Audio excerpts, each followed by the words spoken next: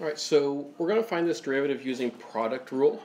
And we actually end up having to use product rule. We couldn't just distribute in the x to the fifth and call it good because we do have this e to the x sitting in here, which would throw that off.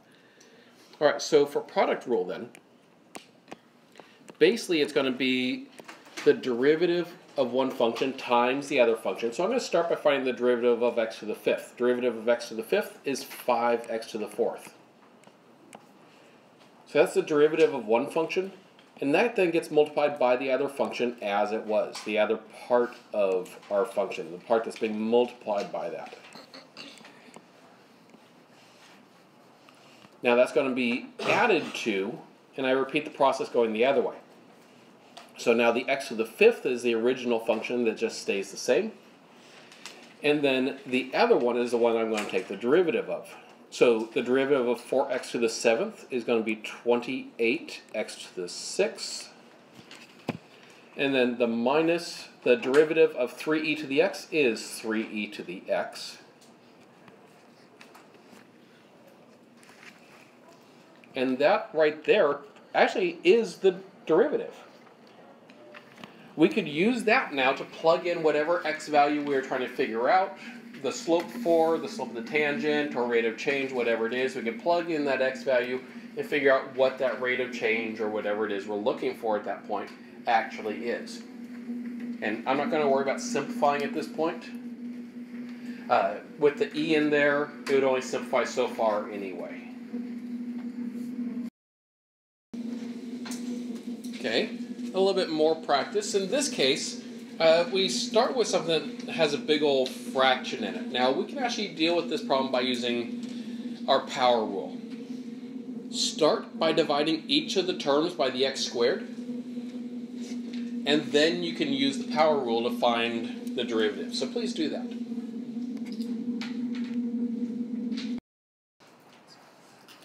So the first thing you have to do is do that dividing each term by x squared. So it's like I'm taking each of the terms on the top and writing it over x squared. So it's 3x squared over x squared minus 5x over x squared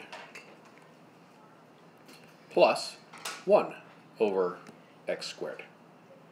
And if I simplify each of those, then that's the actual function that I'm really going to be finding the derivative of here. And so really the original f of x is 3 minus, now I'm going to make our lives a little bit easier here. Rather than writing it as 5 over x, I'm going to write that as 5x to the negative 1. Remember, that's the same as 5 over x. And then plus 1 over x squared. Again, I'm going to make our lives a little bit easier here. That 1 over x squared is the same as x to the power of negative 2. By writing it that way, it's a lot easier to use power rule, right? So go ahead and use power rule now to find our derivative.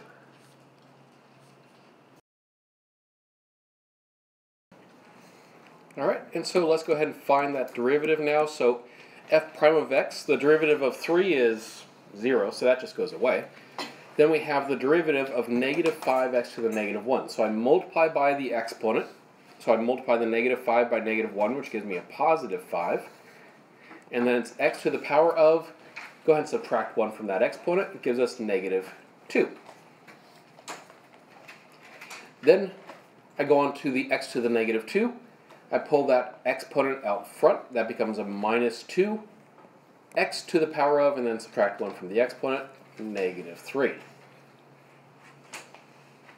And so that would work, although I do like to tidy these things up a little bit. So if we then actually simplify it so we get rid of the negative exponents, put it back in a fraction form, we would have 5 over x squared minus 2 over x cubed.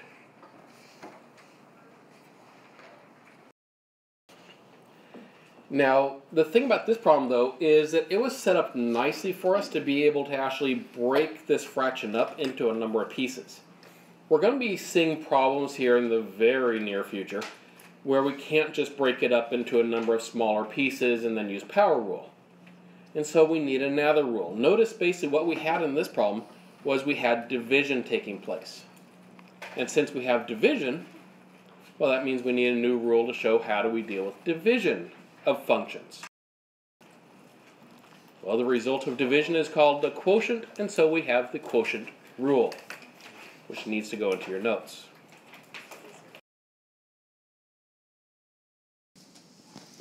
Now, the nice thing about product rule was that there wasn't a ton of detail that we actually had to remember. Since it was just two terms being added together, it didn't necessarily matter which one we did the derivative of first, as long as you did derivative of one times the original function and plus derivative of the other one times the other's original function. In this case, though, with quotient rule, yeah, order matters a lot more, obviously, right? Because you notice on the top here we have subtraction taking place, so we have to know which ones to do first, which ones to do second, and of course which one gets squared on the bottom. Alright, now in order to know that, well, there is a way to remember it that might help. If I start by thinking of my original fraction here, my f of x over g of x, if I think of f as being the high function and g being the low function because it's higher in the fraction and lower in the fraction, then we can actually see a way to memorize this, which might help and might be worth adding to your notes as well. Because you could really see this as low, because remember, g is on the bottom, low times d high, the derivative of the high function, minus high d low is all over the square of what's below. Yeah, I know it's rhymey, but hey, it works. So it may be worth writing this down to your notes as well as a way to help yourself to remember what goes where.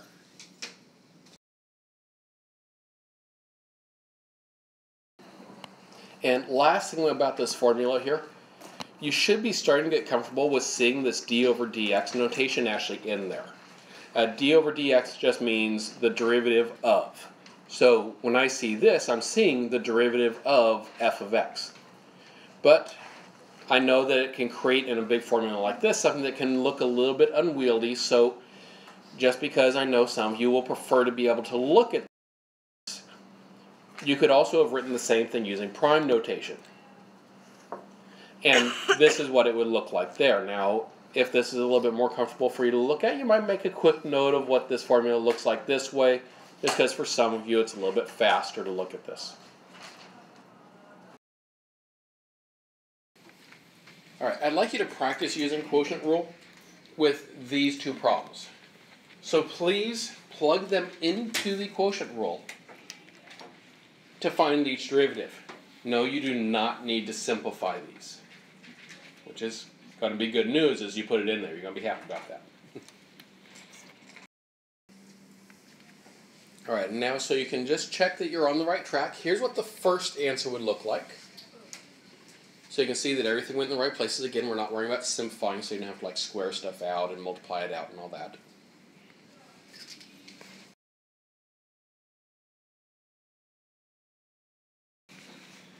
Alright, now time to check the second one as well.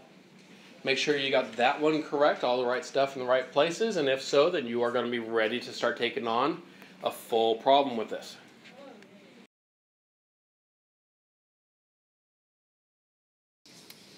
Alright, so to bring us back, let's use our quotient rule now to actually find the derivative of the function that we used here earlier in class.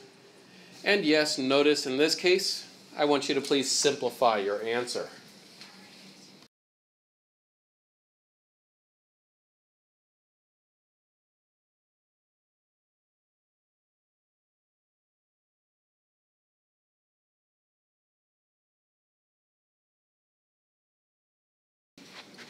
When simplifying it from this point, we could either factor an x, because notice I have an x in here and an x in every other term. I could factor an x out of every term, and so cancel x's out of top and bottom.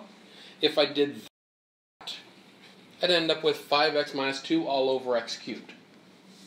Or, alternatively, you would also have the option, you could also have broken that into two separate fractions, although the nice thing about difference quotient is it does give us a nice, pretty single fraction, which tends to be more desirable. But if you had broken it into two separate fractions, just to see what we would get, you'd have 5 over x squared minus 2 over x cubed, which I bring up mainly because that one should seem a bit familiar. Isn't this the form that we found our answer in earlier when we used our power rule?